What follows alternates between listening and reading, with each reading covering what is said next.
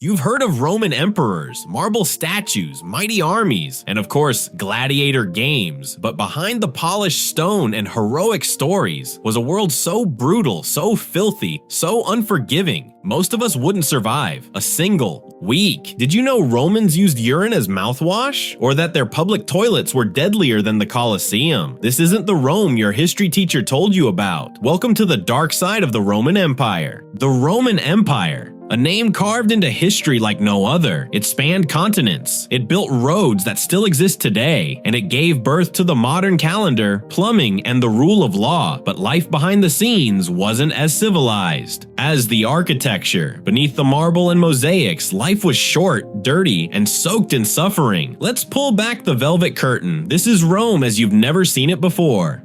Roman slaves, let's start at the bottom.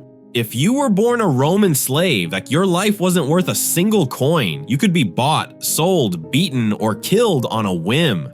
Slaves built the empire's greatest monuments, but they also served the dinner tables, raised noble children, and kept their master's secrets. In public markets, humans stood on auction blocks, stripped, inspected like cattle, muscles poked, teeth checked, and if you weren't strong enough, left to rot. Roman law treated slaves as objects, not people. No rights, no freedom, no future. Rebellion meant a slow and public death. Crucifixion, your body left hanging along Roman roads for everyone to see. A warning, carved in flesh. Roman toilets, you think modern public toilets are bad. Roman toilets were downright deadly, communal, seatless, and with no privacy. These stone benches had holes carved side by side. No partitions, no flushing, just a shared sponge on a stick. And it gets worse. The sewers below were breeding grounds for methane gas. One spark, even a lantern, and the whole toilet could explode. But the true terror, sewer rats and snakes climbing up from the depths right through the holes. Some Romans were literally bitten to death on the latrine. Forget the Colosseum. The real survival game happened every time nature called. Roman doctors. Feeling sick in ancient Rome? You might want to skip the doctor. Roman medicine was a mix of superstition and straight up guesswork. Surgery, no anesthetic, broken bones, wooden splints, and hope. Doctors used tools that looked more like torture devices. Bone saws, iron hooks, and scalpels so dull you'd scream long before they cut. Their go-to remedies included crushed mouse brains, wine-soaked bandages, and, you guessed it, human urine. And here's the real kicker. Most doctors weren't trained at all. Anyone with a sharp knife and a steady hand could claim the title. Many patients didn't walk out of the surgery room. They were carried. Urine, Rome's secret cleaning product. Romans had a cleaning obsession. But their favorite product, human urine. Urine wasn't just for laundry. It was used as mouthwash. You heard that right. Romans believed the ammonia in urine could whiten teeth and disinfect gums. So early every morning, the wealthy would rinse and gargle. And it wasn't even free. The Emperor Vespasian placed a tax on public urinals. So every time someone peed and the empire profited, the phrase money doesn't stink, it came from him. Public executions as entertainment. Forget Netflix. Romans had live shows, and the main event, public executions. But this wasn't about just justice. It was about spectacle. Criminals were tied to stakes, set on fire, or thrown to wild beasts, all while crowds cheered. And these weren't private punishments hidden behind stone walls. They happened in the city's heart. Children, merchants, even senators came to watch. It wasn't just legal, it was family entertainment. For the Romans, life was cheap, death was theater.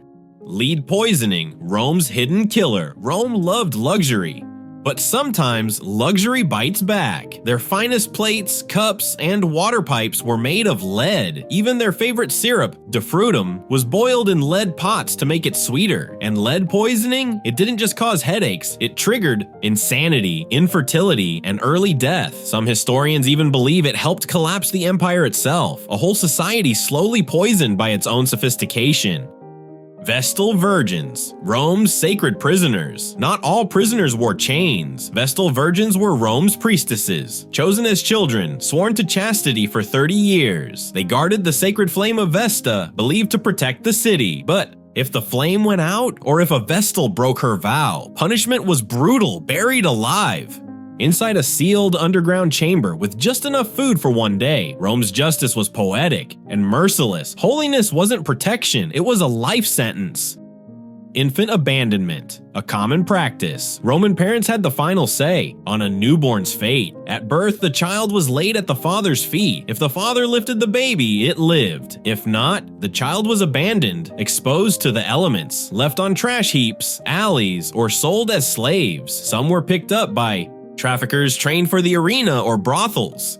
Others simply vanished. Rome wasn't kind to the weak. Even at birth, life was a coin toss.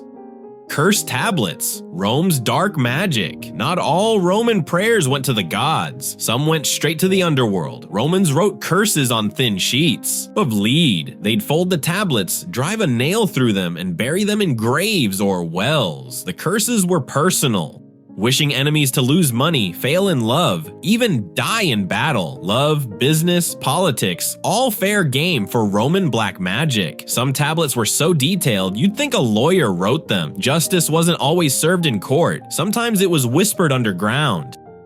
Roman military service. For Rome, expansion meant soldiers. And for Roman citizens, it wasn't a choice. Military service was brutal. Campaigns could last decades, far from home, fighting in frozen forests or boiling deserts. And desertion, punishable by death. If one soldier fled, the punishment wasn't individual. The entire unit could face decimation, and where 1 in every 10 men was executed by their own brothers in arms. Imagine standing in line, waiting for fate to pick your number. Loyalty, fear, and blood. That was the Roman army's contract. Roman baths, filthy cleanliness. Roman baths look glamorous on postcards, but step inside, it wasn't all steamy luxury. These were giant crowded pools, full of sweating bodies, dirt, oil, and dead skin floating around. There was no chlorine, no filters, just warm, shared water, and the strigil, a metal scraper, was used to scrape off oil and grime.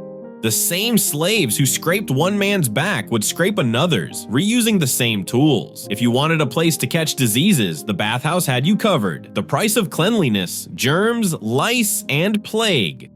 Roman streets, Rome's streets, weren't paved with gold. They were paved with filth. Without modern sewage systems, waste flowed freely. People dumped chamber pots out their windows. Food scraps, dead animals, and human excrement all mingled in open gutters. Walking the streets was a game of survival. A flying bucket of waste could land on your head at any moment. Even Julius Caesar had laws passed to fine careless window dumpers. But enforcement?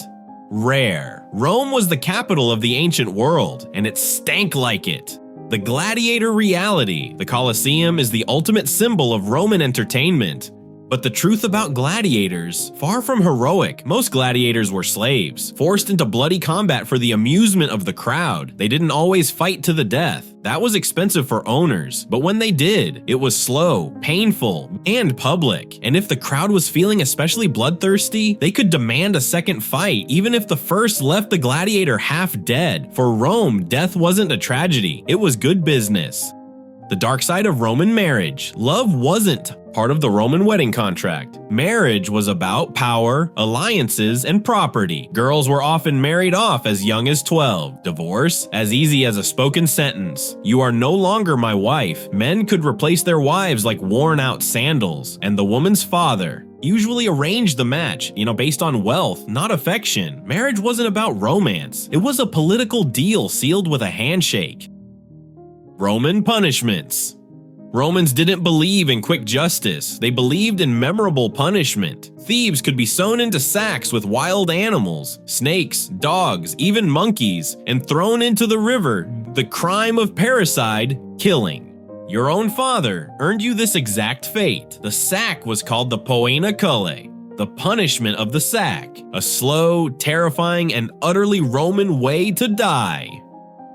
The Roman feasts, a recipe for vomit. Think Roman banquets were the height of elegance?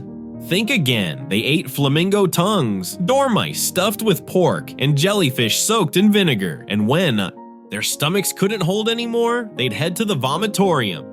Not a bathroom, but a space designed for forced vomiting, so they could return to the table and eat more. Gluttony wasn't shameful in Rome. It was an Olympic sport, so still dreaming of walking the Roman streets? The marble might shine. The statues might inspire, but behind every column was a world of hunger, fear, pain, and power games. Rome wasn't built in a day, But its dark side lasted for centuries. They conquered the world,